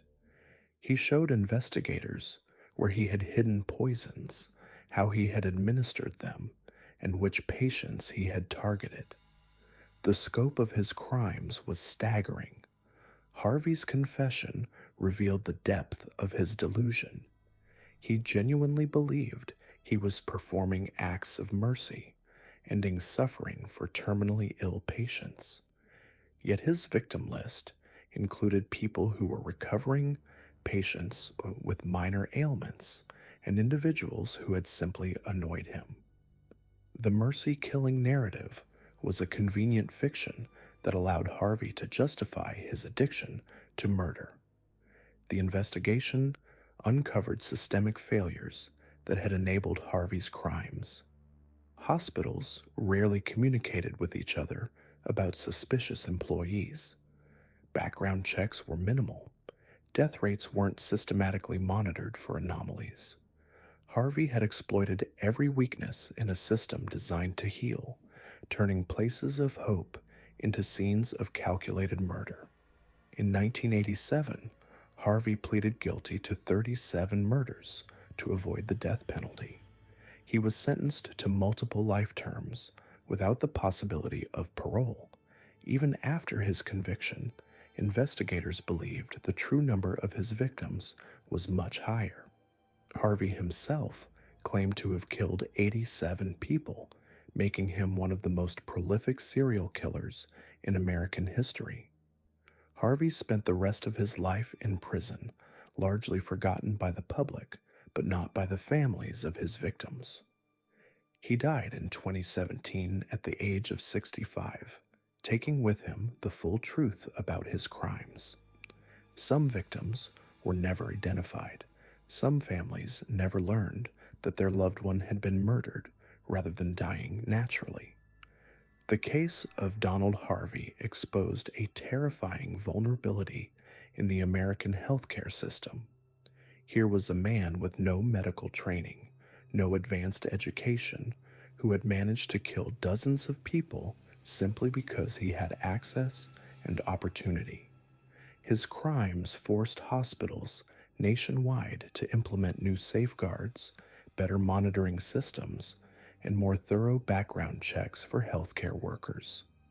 But perhaps the most disturbing aspect of Harvey's story is how ordinary he appeared. To his co-workers, he was a dedicated employee who worked difficult shifts and showed genuine care for patients. To the families of victims, he was a compassionate presence during their darkest hours. The monster hiding behind this facade was invisible until it was far too late. Harvey's crimes represent a betrayal of the most fundamental trust in society. When we enter a hospital, we surrender our most vulnerable selves to the care of strangers. We trust that the people treating us want to help us heal. Harvey exploited that trust in the most heinous way possible, turning healing hands into instruments of death. The legacy of Donald Harvey lives on in the protocols and safeguards that now protect patients in hospitals across the country. His crimes forced the medical community to confront an uncomfortable truth that predators could hide within their ranks, using the tools of healing to cause harm. Now let's examine the fourth case that will leave you questioning how someone can operate under the very noses of law enforcement for decades. Joseph James DeAngelo, known as the Golden State Killer, was perhaps the most elusive serial predator in American history. For over 40 years, he terrorized California communities through a series of burglaries, rapes, and murders that seemed to follow no clear pattern. What makes this case particularly disturbing is that DeAngelo wasn't some shadowy figure lurking in the darkness. He was a former police officer, a husband, a father, and a neighbor who barbecued with friends on weekends while secretly orchestrating one of the most extensive crime sprees in modern history. Joseph James DeAngelo was born on November 8th, 1945, in Bath, New York. His early life appeared unremarkable on the surface, but beneath the veneer of normalcy were the seeds of something far more sinister. His father was a military man, and the family moved frequently during DeAngelo's childhood, creating an unstable foundation that may have contributed to his later psychological development.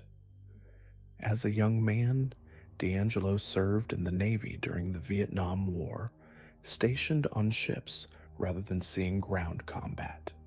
After his military service, he returned to California and began what would become a decades-long double life. In 1973, DeAngelo joined the Exeter Police Department in California's Central Valley. Here was a man who had sworn to protect and serve, yet he was simultaneously developing the skills and knowledge that would make him one of the most prolific criminals in American history. His police training gave him intimate knowledge of investigative techniques, evidence collection, and the very methods that would later be used to hunt him. He learned how crime scenes were processed, how witnesses were interviewed, and most importantly, how to avoid leaving the traces that typically lead to a criminal's downfall. It was the perfect cover and the perfect education for a predator. DeAngelo's criminal activities began with what seemed like ordinary burglaries in the mid-1970s. But these weren't typical break-ins motivated by quick financial gain. He would spend hours inside victims' homes, going through personal belongings, studying family photographs, and learning intimate details about the residents' lives. He would rearrange items, steal small personal objects that held sentimental value, and sometimes take single earrings, leaving the matching pair behind. This wasn't about money. It was about power, control, and psychological domination. He was establishing a pattern that would define his crimes for the next decade. The burglaries soon escalated into something far more terrifying.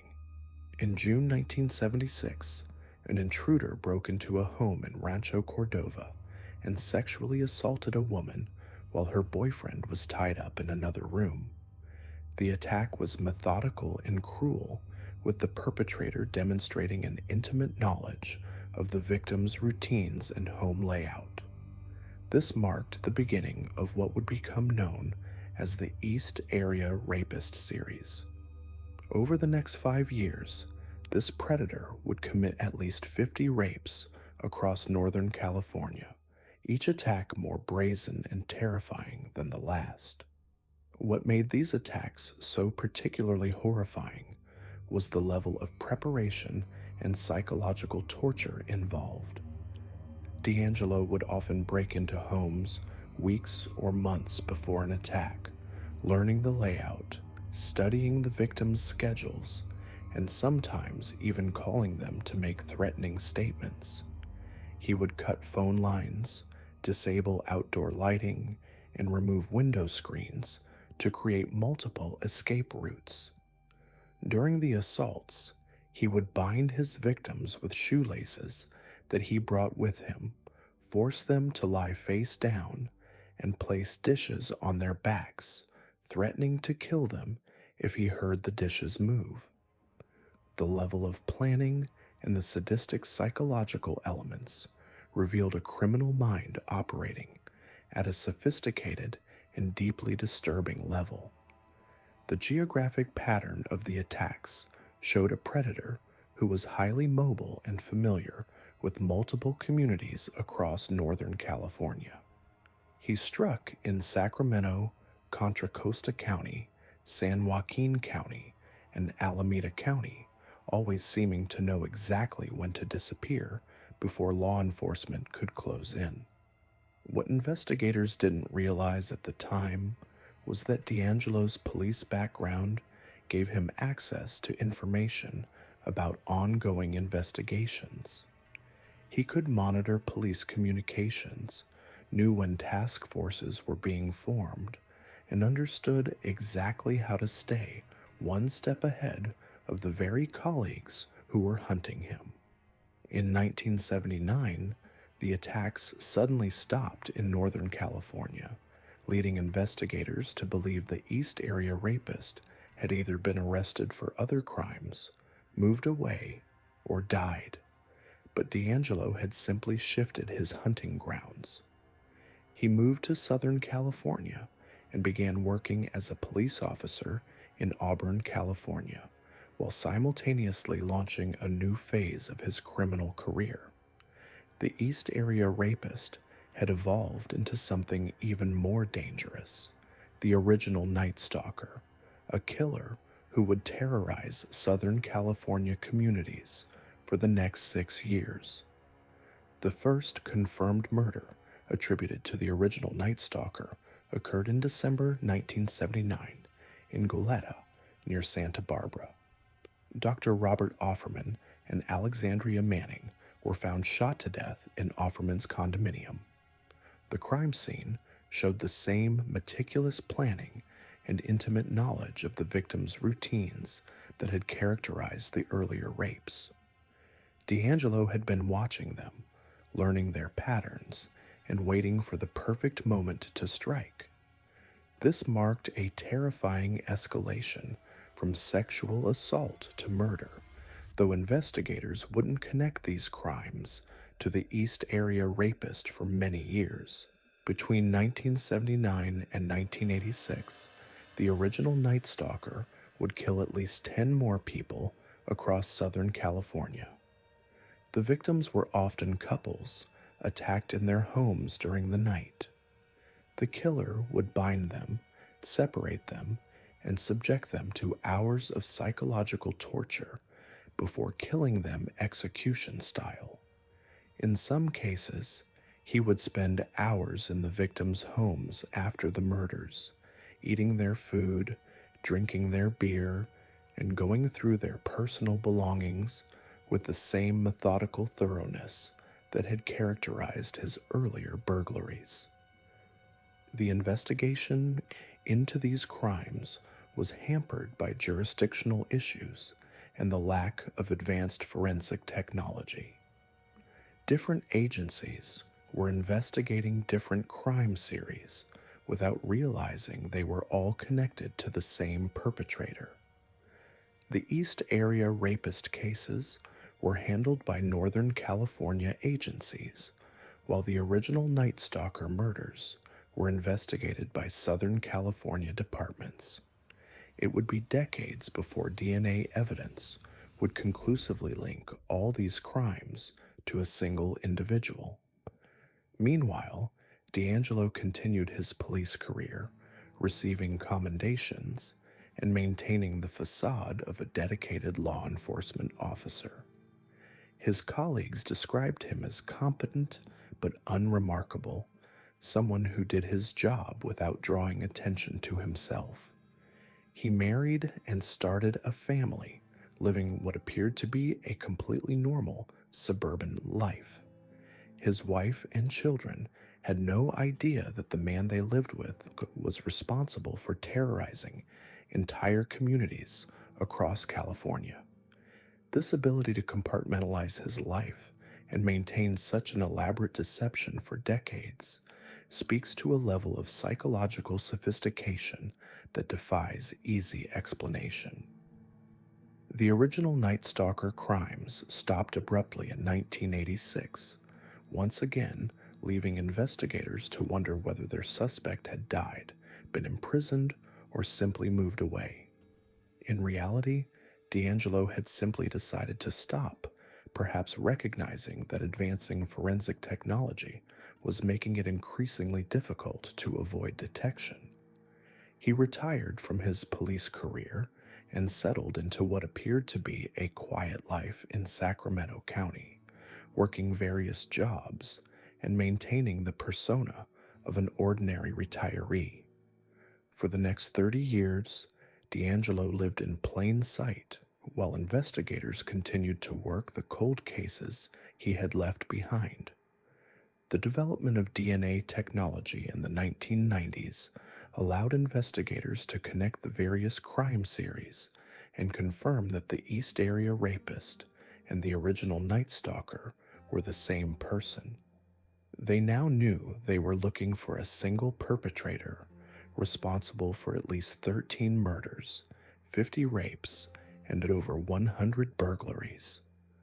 But despite having his DNA profile, they had no idea who he was. The breakthrough finally came in 2018 through the emerging field of genetic genealogy. Investigators uploaded the Golden State Killer's DNA profile to public genealogy databases and began building family trees to identify potential suspects. This revolutionary technique led them to D'Angelo, who was living quietly in Citrus Heights, California, just miles from some of his earliest crime scenes. On April 24, 2018, 72-year-old Joseph James D'Angelo was arrested at his home, finally bringing an end to one of the longest manhunts in American criminal history. The arrest sent shockwaves through law enforcement and the communities that had been terrorized decades earlier. Here was the monster they had been hunting for over 40 years, not some criminal mastermind or shadowy figure, but a former police officer who had used his position and training to evade capture while committing some of the most heinous crimes in California history. The revelation that he had been a cop explained so much about how he had managed to stay ahead of investigators for so long. In June 2020, D'Angelo pleaded guilty to 13 counts of murder and numerous other charges. During his sentencing hearing, survivors and family members of victims finally had the opportunity to confront the man who had destroyed so many lives. The impact statements were heartbreaking testimonies to the lasting trauma his crimes had inflicted on individuals, families, and entire communities. Many spoke of decades of fear, of lives forever altered by his actions, of the constant looking over shoulders and checking locks that had become second nature. D'Angelo himself remained largely silent throughout the proceedings, occasionally muttering responses to the judge's questions, but never offering any real explanation for his crimes or expressing genuine remorse. When he did speak, it was in a frail, barely audible voice that seemed almost performance like, as if he were trying to present himself as a harmless old man rather than the calculating predator he had been. The contrast between the elderly, seemingly frail defendant and the descriptions of his brutal crimes was jarring and disturbing. The Golden State Killer case represents more than just the story of one prolific criminal. It exposes fundamental flaws in how law enforcement agencies communicate and coordinate investigations across jurisdictions. For decades, different agencies were investigating related crimes without sharing information or recognizing patterns that might have led to D'Angelo's earlier capture. The case highlighted the need for better information sharing, centralized databases, and coordinated task forces when dealing with serial offenders who operate across multiple jurisdictions. Perhaps most disturbing is the revelation of how D'Angelo used his position as a police officer to facilitate his crimes and avoid detection. He had access to police communications, knowledge of investigative techniques, and the trust that comes with wearing a badge. This betrayal of public trust adds another layer of horror to his crimes and raises uncomfortable questions about how thoroughly law enforcement agencies vet their officers and monitor their behavior. The case also demonstrates the devastating long-term impact that serial predators have on their communities. For decades, residents of affected areas lived with heightened fear and anxiety.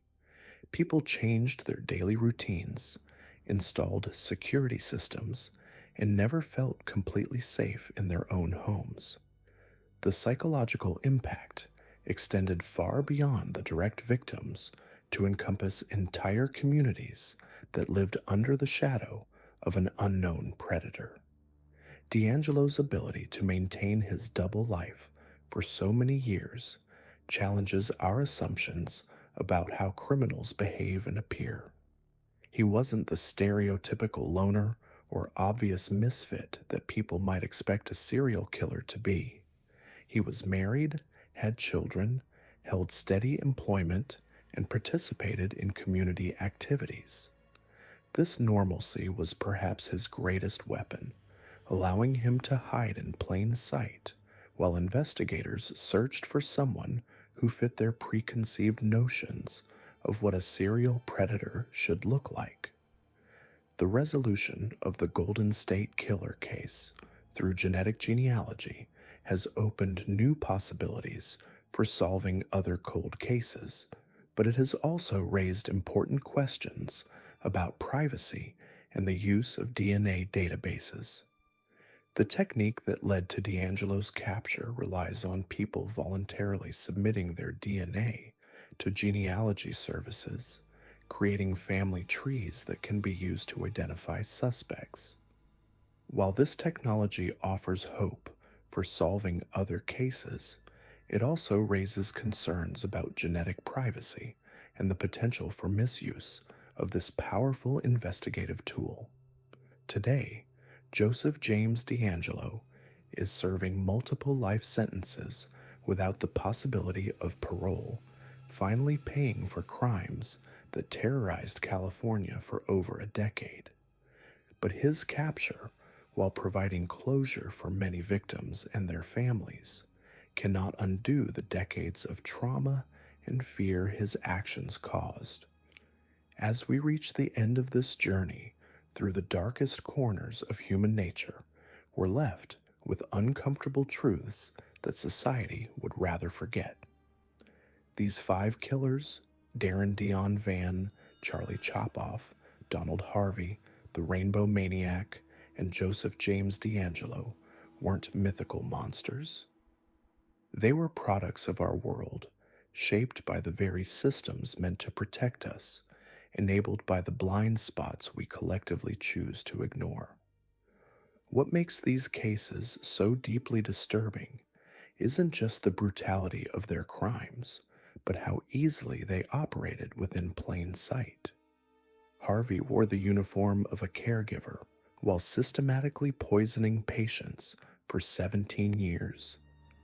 D'Angelo hid behind a badge, using his authority as a police officer to terrorize communities while investigating the very crimes he was committing.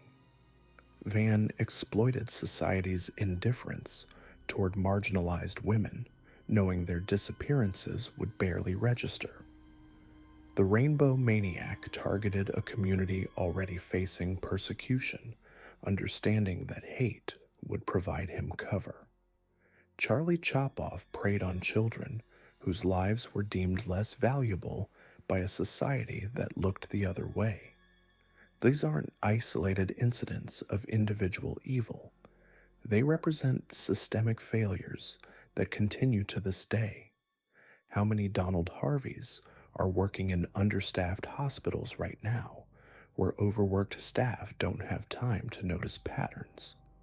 How many Joseph D'Angelos are hiding behind positions of authority, using public trust as camouflage? How many vulnerable populations are being targeted because society has decided they don't matter enough to protect? The most chilling aspect of these cases is how long each killer operated undetected. Harvey claimed 87 victims over nearly 2 decades. D'Angelo terrorized California for over a decade before DNA technology finally caught him. Van might have continued indefinitely if one victim's partner hadn't been persistent enough to call police. The Rainbow Maniac's spree only ended when he made a crucial mistake. Charlie Chopoff was never definitively caught at all. These extended killing sprees weren't possible because these men were criminal masterminds. They succeeded because our systems are designed to fail the most vulnerable. Hospitals that prioritize efficiency over patient safety. Police departments that don't communicate across jurisdictions. Communities that turn away from those who don't fit neat categories of victimhood. A society that would rather believe monsters are rare aberrations than confront the uncomfortable reality that evil often thrives in positions of trust and authority.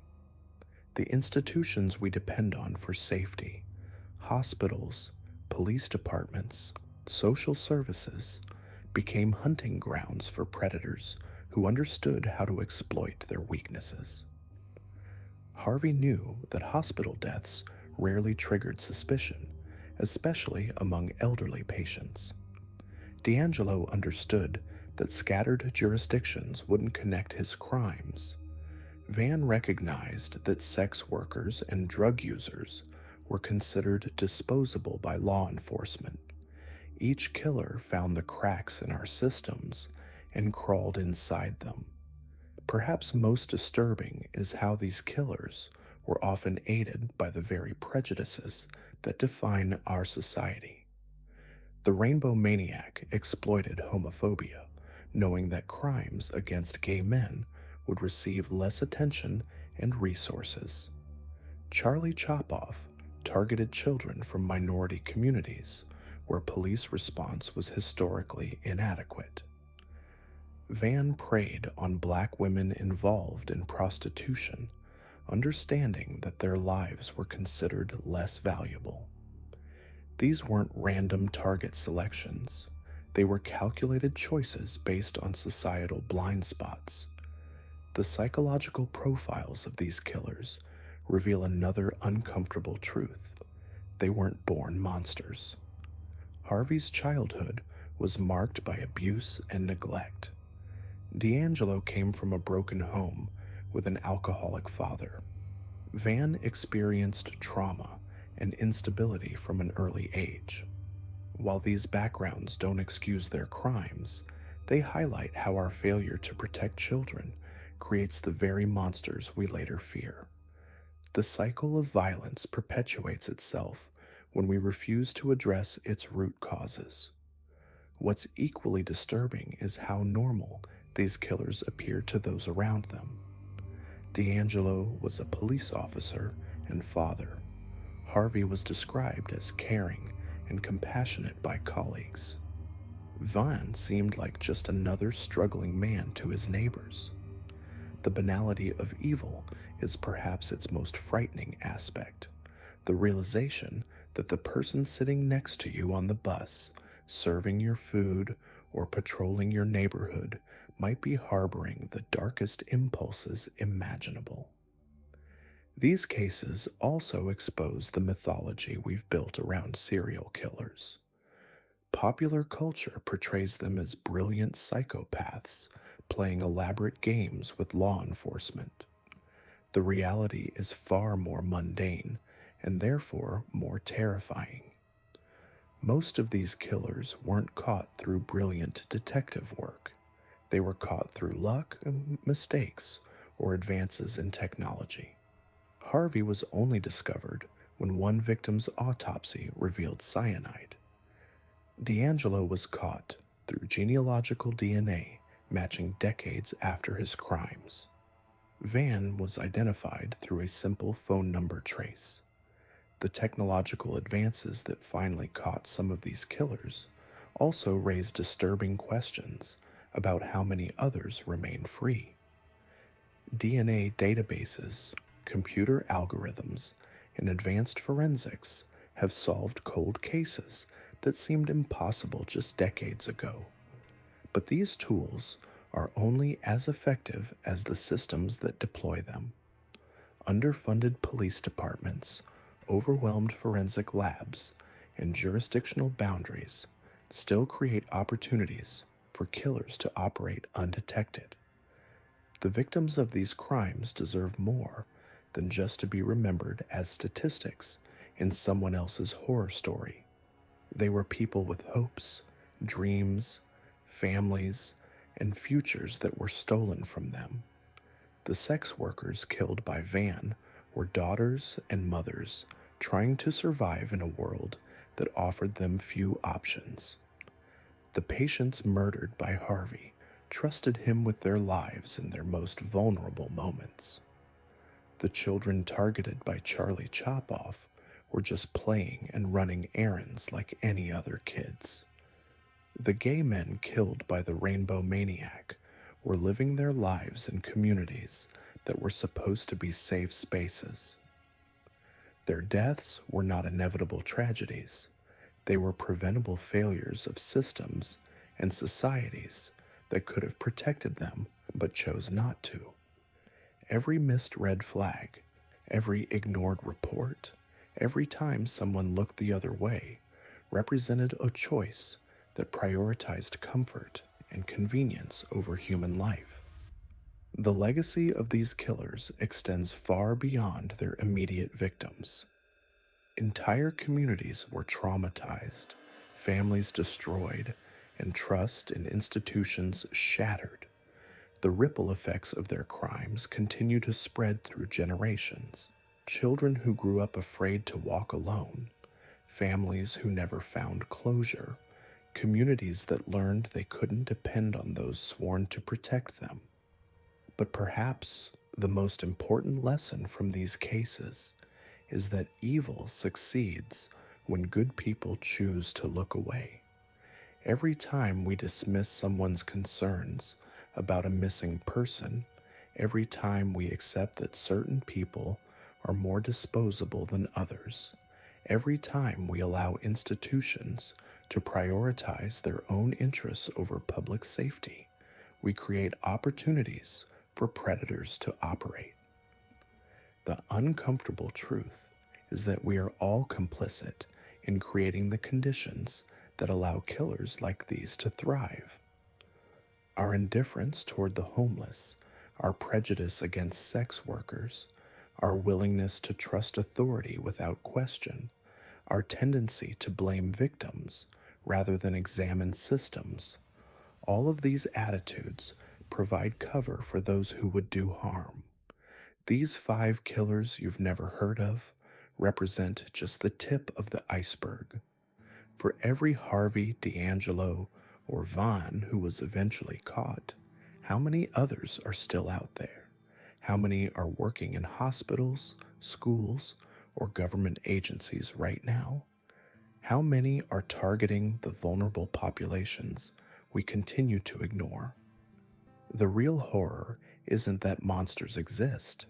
It's that we keep creating the conditions for them to flourish.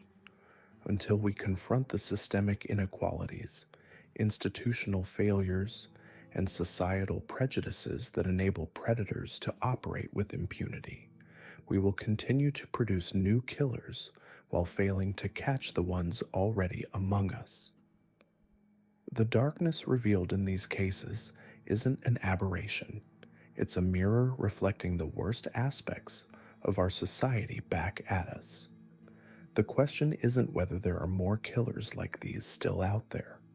The question is whether we have the courage to examine the systems and attitudes that created them in the first place, and whether we're willing to do the hard work necessary to prevent the next generation of victims.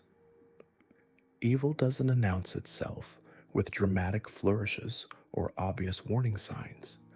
It hides in plain sight, wearing familiar faces and trusted uniforms, exploiting our assumptions and prejudices to operate undetected. The most terrifying realization isn't that monsters exist among us, it's how easily we help them hide.